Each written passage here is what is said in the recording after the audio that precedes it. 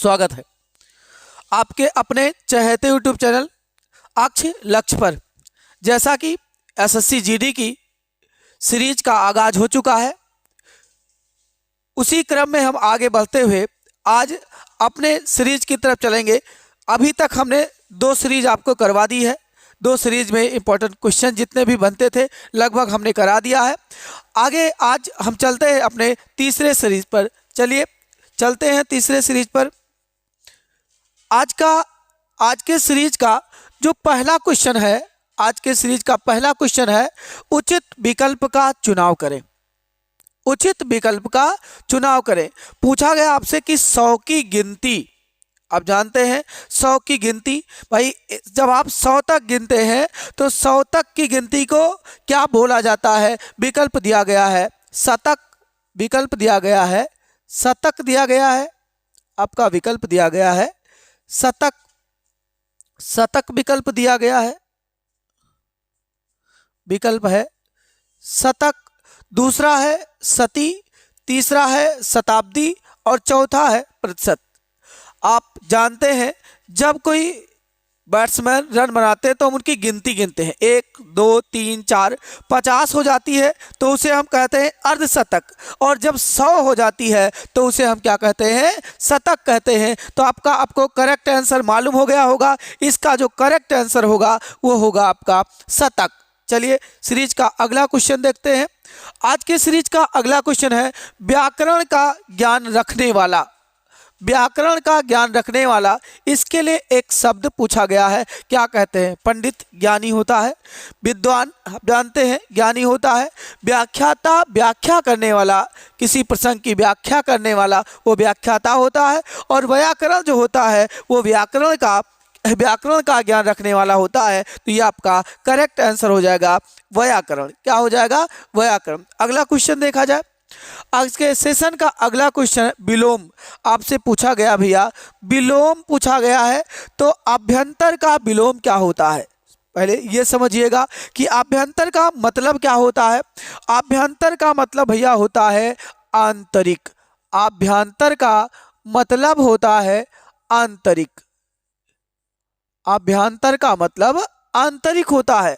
विकल्प दिया गया है आपका वाह्य, अंदर, गुलामी और अनुरूढ़ दिया है, यानी ये आपका अनारूढ़ है। तो अभ्यंतर का मतलब आंतरिक है और आंतरिक का विलोम क्या हो जाएगा? वाह्य। क्या हो जाएगा? वाह्य। अंदर देखा जाए तो अंदर का जो विलोम होगा वो क्या हो जाएगा? बाहर हो जाएगा। अगर देखा जाए गुलामी किसका विलोम शब्द है? वो आज़ादी का। वो किसका विलोम शब्द है? आज़ादी का विलोम शब्द आपका है गुलामी। देखा जाए ये जो अनारूढ़ लिखा है, ये अनारूढ़ है, ये आपका आरूढ़ का विलोम है। जो सवार, आरूढ़ का मतलब होता है सवार होना, ये आपके आरूढ़ का विलोम शब्द है। तो आपके जो प्रश्न पूछे गए हैं अभ्यंतर और अभ्यंतर का विलोम, आपका राइट आंसर हो जाएगा वाह्य। अगला विलोम शब्द पूछा गया आपसे कि अग्रज का विलोम क्या होता है? अग्रज भैया जानिएगा, अग्रज का मतलब क्या होता है? जिसका जन्म पहले हुआ हो। क्या बोलते हैं इसे? जिसका जन्म पहले हुआ हो। जिसका जन्म पहले हुआ हो उसे हम क्या बोलते हैं? जिसका जन्म पहले हुआ हो उसे हम भैया बोलते हैं अग्रज। यानी अग्रज का मतलब देखा जाए तो हम बोल सकते हैं कि अग्रज क्या होता है? बड़ा होता है। क्या होता है? बड़ा, क्योंकि अग्रज का मतलब होता है बड़ा, जिसका जन्म पहले हुआ हो। मझला, ये आपका जानते ही है मझला, बड़ा। बड़ा का विलोम जो पूछा जाता है वो होता है छोटा। क्या होता है? बड़ा का विलोम अगर होता है तो वो आपका होता है छोटा। और अनुज, ये आपके अग्रज का विलोम हो जाएगा, और अनुज का मतलब होता है जिसका जन्म बाद में हुआ हो। जिसका जन्म बाद में हुआ है, जिसका जन्म बाद में हुआ है, जिसका जन्म बाद में हुआ हो, जिसका जन्म बाद में हुआ हो भैया, उसके लिए जो शब्द होगा, जिसका जन्म बाद में हुआ हो उसके लिए आपका शब्द होगा अनुज। और अनुज का मतलब होता है भैया छोटा। अनुज का मतलब क्या होता है? छोटा होता है। और ये जो विग्रह लिखा है भैया, विग्रह, ये समास ये आपका होता है संधि का विलोम। ये आपका संधि का विलोम होता है। ये आपका संधि का विलोम होता है। तो भैया संधि का विलोम क्या होता है? विग्रह होता है। और आपके समास का विलोम अगर पूछा जाए कि समास का विलोम क्या होगा, तो भैया समास का विलोम व्यास होता है। समास का विलोम क्या होता है? व्यास होता है। तो आपका जो उत्तर हो जाएगा अग्रज का करेक्ट उत्तर हो जाएगा, वो आपका हो जाएगा क्या? अनुज। चलिए आज के सेशन का अगला क्वेश्चन देखते हैं। देखो भैया, पूछता है वह पौधा बड़ा विशाल वृक्ष बन गया है। वह पौधा बड़ा विशाल वृक्ष बन गया है। ये भैया क्या है? ये वाक्यांश त्रुटि है। ये पूछा जाता है, वाक्यांश त्रुटि है। ये आपका जो क्वेश्चन लिया गया है वो वाक्यांश त्रुटि से लिया गया है, यानी वाक्य के किस अंश में त्रुटि है ये आपको बताना है। देखो भैया, जब विशाल लिख दिया गया तो बड़ा लिखने का कोई मतलब नहीं। वह पौधा बड़ा विशाल बन गया है, कोई त्रुटि नहीं। देखो भैया, जब बड़ा लिख दिया गया तो विशाल लिखने का कोई मतलब नहीं है, अतः इसका राइट आंसर हो जाएगा बड़ा विशाल वृक्ष। चलिएगा अगला क्वेश्चन देखा जाए। पुलिस द्वारा चोरी का माल बरामद हो गया। देखिएगा, पुलिस द्वारा जो चोरी का माल है वो बरामद हो गया है, नहीं है, बरामद किया गया है। देखा जाए यहाँ से इसका जो उत्तर हो जाएगा वो करेक्ट उत्तर हो जाएगा हो गया है। ये पुलिस द्वारा चोरी का माल बरामद, ये कोई त्रुटि नहीं। तो पुलिस द्वारा चोरी का माल क्या किया गया है? बरामद किया गया है। क्या किया? चलिए आज के सीरीज का अगला क्वेश्चन है, बुलंद दरवाजा मुगल सम्राट अकबर द्वारा बनवाई गई संपूर्ण कृतियों में से श्रेष्ठतम ये पूछा गया है। भवन पूछा गया है, कृति पूछा गया है, इमारत और पूछा गया है किला। देखिएगा क्वेश्चन के अकॉर्डिंग इसका उत्तर होगा कि बुलंद दरवाजा मुगल सम्राट अकबर द्वारा बनवाई गई संपूर्ण कृतियों में। ये कृति का मतलब होता है भैया रचना। कृति का मतलब होता है रचना, जो किसी के द्वारा बनाया गया हो। कृति का मतलब क्या होता है? रचना। तो कहने का मतलब ये है कि अभी तक जो मुगल सम्राट अकबर द्वारा बनवाई गई सबसे श्रेष्ठतम रचना है वो कौन है? बुलंद दरवाजा। तो उसमें श्रेष्ठतम कृति, ये आपका विकल्प सही हो जाएगा, ये इसका राइट आंसर हो जाएगा। चलिए आगे देखा जाए। अगला क्वेश्चन है, आवेदन लिखते समय, आपका क्वेश्चन है आवेदन लिखते समय शब्दों के स्पेस दिया गया है, में बहुत सावधानी बरतनी चाहिए। तो आवेदन लिखते समय शब्दों के उपयोग, प्रयोग, संयोग और सुयोग। तो इसका आपका राइट आंसर हो जाएगा कि आवेदन लिखते समय शब्दों के प्रयोग में बहुत सावधानी रखनी चाहिए। तो आपका करेक्ट आंसर हो जाएगा बी। अगला क्वेश्चन देखते हैं आपका भैया। आज के सेशन का अगला क्वेश्चन है, देश प्रेम मनुष्य की एक सहज, देश प्रेम मनुष्य की एक सहज, निश्चल, सात्विक और नैसर्गिक। देश प्रेम मनुष्य की एक सहज, देश प्रेम मनुष्य की एक सहज, निश्चल, सात्विक और नैसर्गिक आपका विकल्प दिया गया है। जिसमें फिल करना है ये विकल्प में प्रवृत्ति, मांग, निवृत्ति और पूर्णवृत्ति। तो भैया प्रवृत्ति है, यानी एक प्रकार की क्या है? प्रक्रिया है। देश प्रेम मनुष्य की एक सहज, निश्चल और सात्विक और नैसर्गिक प्रवृत्ति है। अगला क्वेश्चन देखा जाए। आपका रिक्त स्थान दिया गया है कि जिसके रिक्त स्थान अगला दिया गया है, जिसके विस्फोटन, प्रतिशोधन, संयोजन, प्रस्फुटन। तो इसका आंसर हो जाएगा जिसके प्रस्फुटन। इसका आंसर क्या हो जाएगा?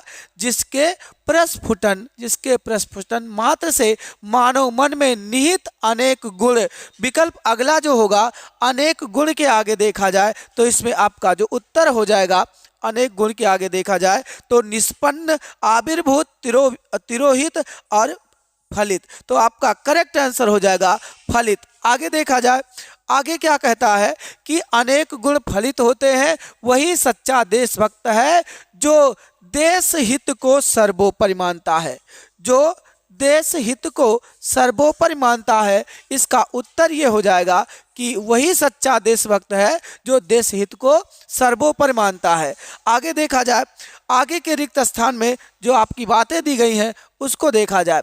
तो जो देश हित को सर्वोपरि मानता है और उसके लिए प्राणों का भैया आगे देखा जाए जो इसका क्वेश्चन है उसके लिए प्राणों का विकल्प दिया गया है विनाश, प्रतिसर्ग, विसर्जन और विसर्ग। तो उसके लिए भैया प्राणों का विसर्जन करने के लिए भी कटिबद्ध रहता है, इसीलिए देशभक्त व्यक्ति सदैव अनुकरणीय होता है। तो आपका जो करेक्ट आंसर हो जाएगा वो आपका करेक्ट आंसर इसका हो जाएगा ये विसर्जन। तो विसर्जन ये आपका राइट आंसर हो जाएगा। चलिए अगला क्वेश्चन देखा जाए। आज के सेशन का अगला क्वेश्चन है शुद्ध वाक्य बताना है। क्या बताना है? शुद्ध वाक्य बताना है कि सीता ने अपनी सहेलियों को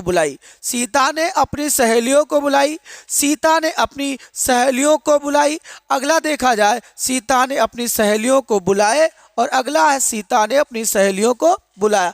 तो इसका जो स्वरूप देखा जाए, इसका जो राइट आंसर होगा कि सीता ने अपनी सहेलियों को बुलाया, ये इसका राइट आंसर हो जाएगा, बिल्कुल आपका करेक्ट आंसर। चलिए अगला क्वेश्चन देखा जाए।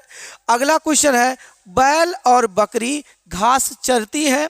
बैल और बकरी घास चरते हैं, बैल और बकरी घास चरता है, बैल और बकरी घास चरती है। तो हम देखते हैं इसमें भैया अगर और जुड़ा है, अगर दो शब्द और से जुड़े हो, तथा से जुड़े हो, एवं से जुड़े हो, अगर कोई दो शब्द किससे जुड़े हो, और से, तथा से, एवं से, तो उनका रूप क्या हो जाता है? बहुवचन हो जाता है, यानी वो एक से अधिक हो जाते हैं। तो एक से अधिक हो जाते हैं तो आपका हो जाएगा बैल और बकरी घास चरते हैं, ये आपका राइट आंसर हो जाएगा। चलिए अगला क्वेश्चन देखते हैं। अगला क्वेश्चन देखते हैं कि वेदों के 6 अंग माने जाते हैं। वेदों के 6 अंग माने जाते हैं, वेदों में 6 अंग माने जाते हैं, वेदों से 6 अंग माने जाते हैं, वेदों पर 6 अंग माने जाते हैं। तो आपने पढ़ा होगा भाई, आपने पढ़ा होगा के प्रकार, वेदों के प्रकार, यानी वेदों के कितने प्रकार होते हैं? वेदों के 6 अंग माने गए, वैसे वेद 4 वेद होते हैं। कितने होते हैं? 4। कौन कौन से होते हैं? ऋग्वेद, कौन कौन से? ऋग्वेद होते हैं, सामवेद होते हैं, अथर्ववेद होते हैं और यजुर्वेद होते हैं। लेकिन इसका जो वाक्य दिया गया है उसमें कहा गया वेदों के 6 अंग माने जाते हैं। तो हमने बताया है कि इसमें जब संख्या ज़्यादा हो जाती है तो बहुवचन रूप हो जाता है, ये इसका राइट आंसर होगा, वेदों के 6 अंग माने जाते हैं।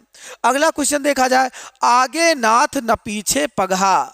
आगे नाथ न पीछे पगहा, भैया कोई नहीं है, भैया अकेले हैं, कोई नहीं है, ना आगे नाथ है न पीछे पगहा, अर्थात जिसका कोई ना हो उसके लिए शब्द कहा गया है क्या? कि आगे नाथ न पीछे पगहा। बुरे काम का बुरा नतीजा, बिना किसी कारण झगड़ा करना, ये जिसका कोई ना हो और व्यर्थ का आडंबर। तो इसका करेक्ट आंसर हो जाएगा भैया जिसका कोई ना हो उसके लिए शब्द प्रयोग किया जाएगा आगे नाथ न पीछे पगहा। चलिए अगले क्वेश्चन की तरफ बोलते हैं।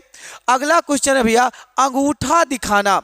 अंगूठा दिखाना देखते हैं भैया, जब समय पर किसी से कोई हम सहायता मांगते हैं, ठीक है, अगर हमारे समय पर वो हमको क्या करते हैं, वो हमारे समय पर अगर हमको वो उससे पैसा मांगा जाए या कोई वस्तु मांगी जाए और वो हमारे समय पर ना दे पाए, अर्थात अंगूठा दिखा दे, उसी को कहा जाता है धोखा देना। इसका राइट आंसर हो जाएगा धोखा देना। इनकार करना, खुशामद करना। खुशामद करना मतलब ये होता है भैया चापलूसी करना, हमेशा उनके साथ लगे रहना, किसी के साथ लगे रहना, वो खुशामद होता है, आदर प्रकट करना। तो इसका राइट आंसर हो जाएगा क्या? धोखा देना। चलिए आज के सेशन का अगला क्वेश्चन है समानार्थक। समानार्थक शब्द बताना है, यानी बताना है पर्यायवाची। समानार्थक शब्द बताना है यानी पर्यायवाची बताना है कि हाथी का पर्यायवाची क्या होगा। हाथी का पर्यायवाची क्या होगा? तो देखिएगा व्याघ्र, तो व्याघ्र ये आपका क्या लिखा है? शेर लिखा है। हेम भैया अगर देखा जाए तो ये सोना की पर्यायवाची होती है। हेम किसकी पर्यायवाची होती है? सोना की पर्यायवाची होती है। और पतंग, पतंग भैया सूर्य की भी पर्यायवाची है। पतंग सूर्य को भी कहा गया है और पक्षी को भी पतंग कहा जाता है। बितुंड, बितुंड हाथी की पर्यायवाची। बितुंड, बितुंड हुआ भैया अगर देखा जाए तो कुंभी हुआ, बितुंड हुआ, कुंभी हुआ, दंती हुआ, वज्रदंती हुआ, वज्रदंती हुआ और सुंडाल हुआ, सुंडाल हुआ। देखा जाए सुंडाल भी पूछा जाता है, करी पूछा जाता है, करी पूछा जाता है, कुंजर पूछा जाता है। इस तरह से अगर देखा जाए तो ये किसकी पर्यायवाची है? हाथी की पर्यायवाची है। तो आपसे हाथी की पर्यायवाची पूछा जा रहा है, तो हाथी की पर्यायवाची ये आपका राइट आंसर हो जाएगा वितुंड। ये किसकी पर्यायवाची है? हाथी की। और व्याघ्र ये शेर को कहते हैं, और ये सोना को कहते हैं हेम। हेम है, हाटक है, जानते हैं चामीकर, चामीकर भी सोना की पर्यायवाची है। आप जानते हैं रुक्म भी सोना की पर्यायवाची है, तपनीय भी सोना की पर्यायवाची है, और सोना की पर्यायवाची है कलधौत। क्या है? कलधौत। जातक भी इसकी पर्यायवाची होती है। यानी हेम सोना की पर्यायवाची है, पतंग सूर्य और पक्षी को कहते हैं। कीट की भी पर्यायवाची होती है पतंग। कीट की भी पर्यायवाची क्या होती है? पतंग। और वितुंड की पर्यायवाची हमने आपको बताई, तो आपका करेक्ट आंसर हो जाएगा वितुंड। देखा जाए अगला क्वेश्चन दामनी। अगला क्वेश्चन है दामनी। देखा जाए दामनी क्या है? दामनी भैया बिजली की पर्यायवाची है। दामनी किसकी पर्यायवाची है? बिजली को दामनी कहते हैं। बिजली को क्या कहते हैं? दामनी। निशा जो है वो रात की पर्यायवाची है। और देखा जाए ये जो सरवरी लिखा है वो भी रात की पर्यायवाची होती है। और आभा का मतलब क्या होता है? चमक होता है, कांति होता है। क्या होता है? चमक होता है और कांति। और बिजली ये करेक्ट आंसर हो जाएगा दामनी। ठीक है, तो दामनी का जो आपके पर्यायवाची पूछा गया कि दामनी किसकी पर्यायवाची है, वो बिजली की पर्यायवाची है। ये आपका करेक्ट आंसर हो जाएगा। आज के सेशन का ये आपका अंतिम क्वेश्चन था। आपके सेशन का ये अंतिम क्वेश्चन था, और हमें कमेंट में बताइएगा और किस प्रकार के क्वेश्चन आपको चाहिएगा। हम प्रयास करेंगे कि अच्छे से अच्छा क्वेश्चन और जीडी के लिए स्पेशल क्वेश्चन लेके आएंगे, जिससे आपका सिलेक्शन होने का जो चांस रहे वो 100% रहे। ठीक है, आज के लिए इतना ही। फिर मिलते हैं अगली क्लास में। धन्यवाद।